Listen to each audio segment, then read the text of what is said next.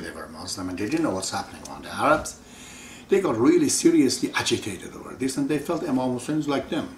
His story is just like them, being raped and killed, because that's what they did to Imam Hussein.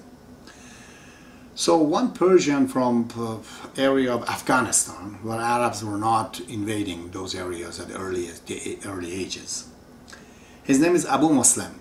He decided to create a big, huge army of many Muslims of all kinds, of Iranians, those who were completely against Islam, those who were sympathized with some of the stories.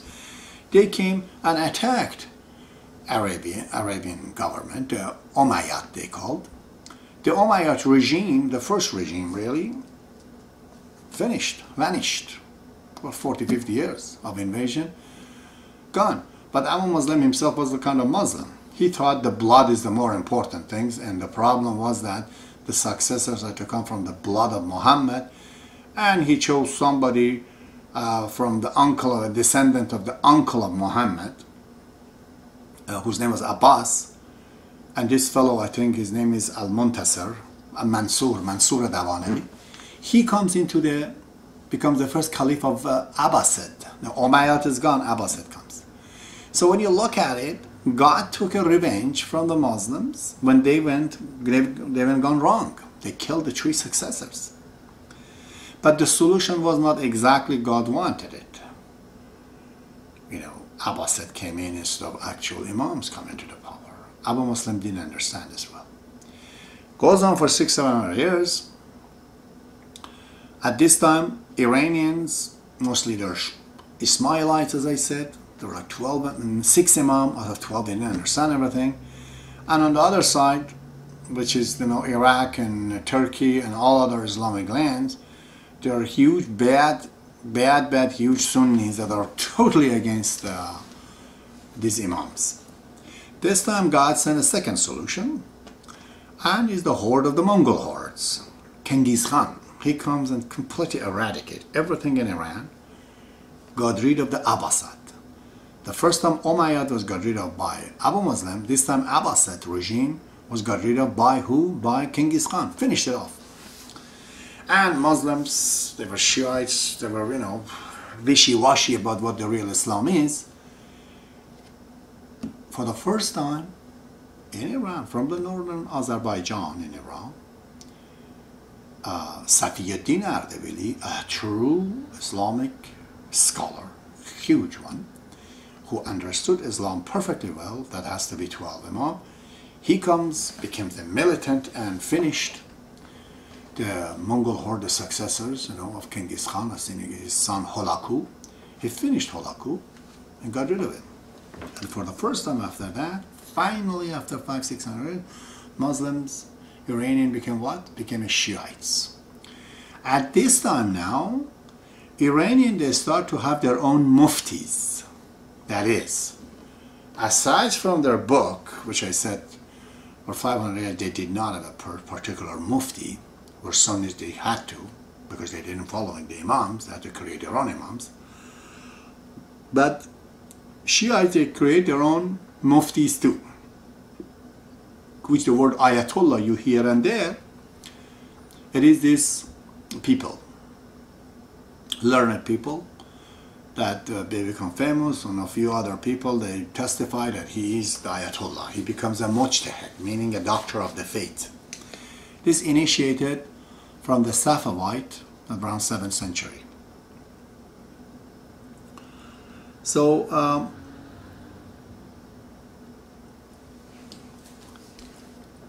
at this time,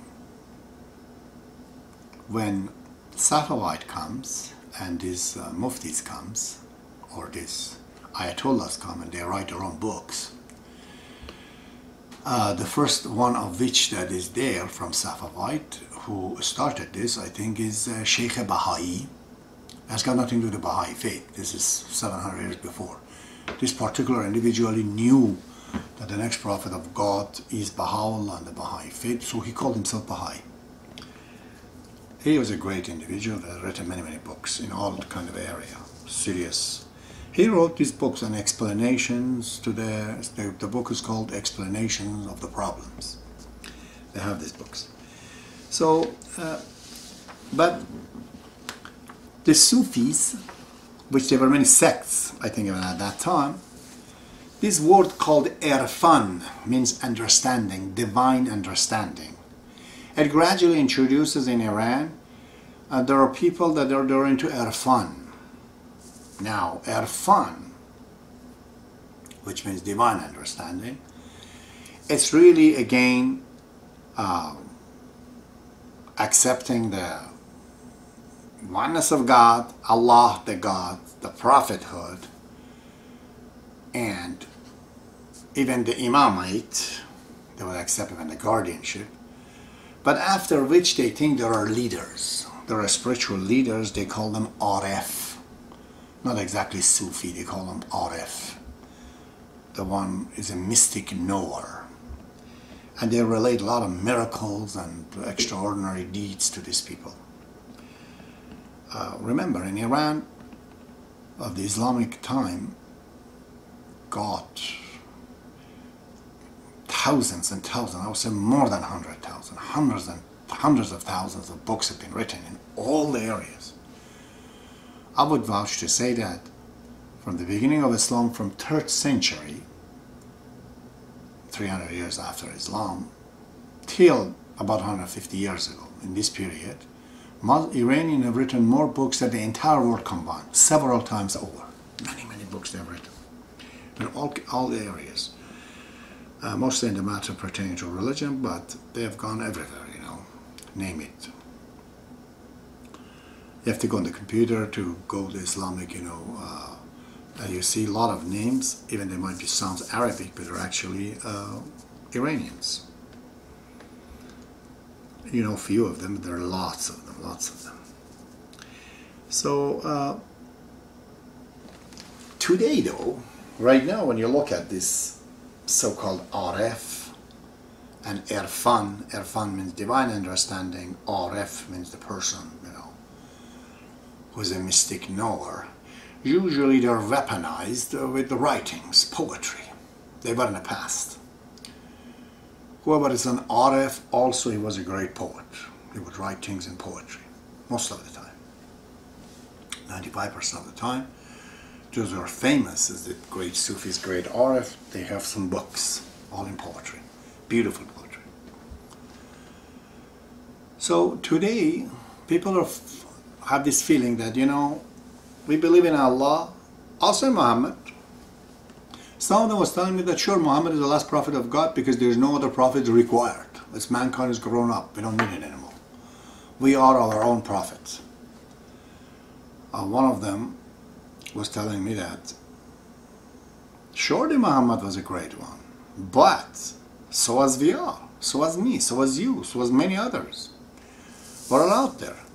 So in short, they said it's a specific prophethood, a specific manifestation conferred upon a person called Muhammad or Jesus or Moses. They rather make it general and they say that it's conferred upon everyone and everything. Every man who tries and strive and try to comprehend and do religious act, and he can reach to that stage of spiritual power that he could, like Muhammad, be like Muhammad. Baha'i faith does not agree with this at all. No other religion that I know is agreeing with it. Islam is totally against this.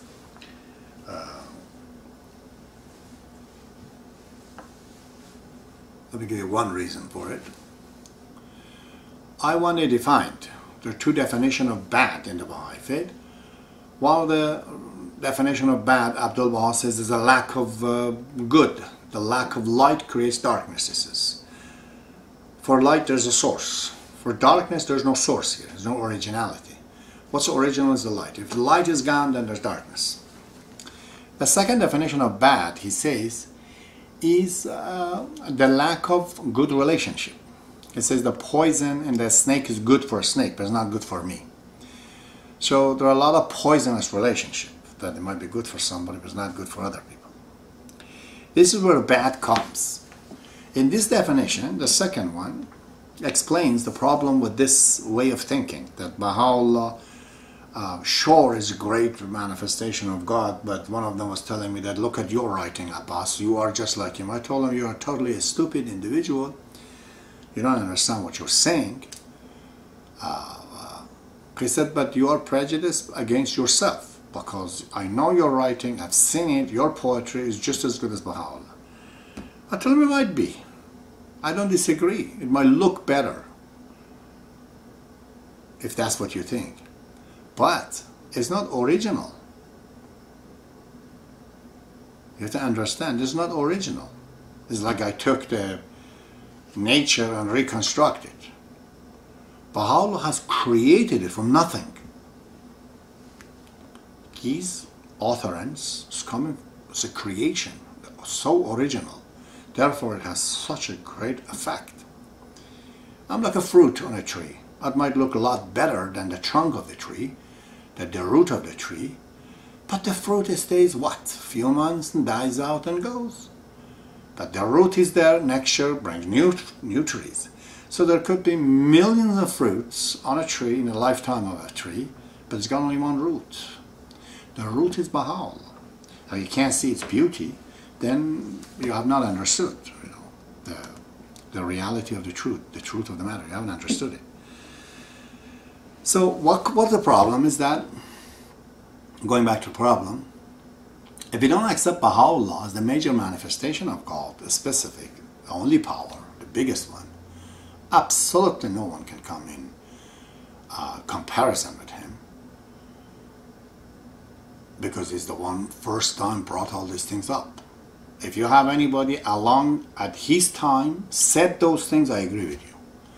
But since nobody at his time brought these things up, and these writings and these ideas and all that, for which he also suffered 40 years of banishment,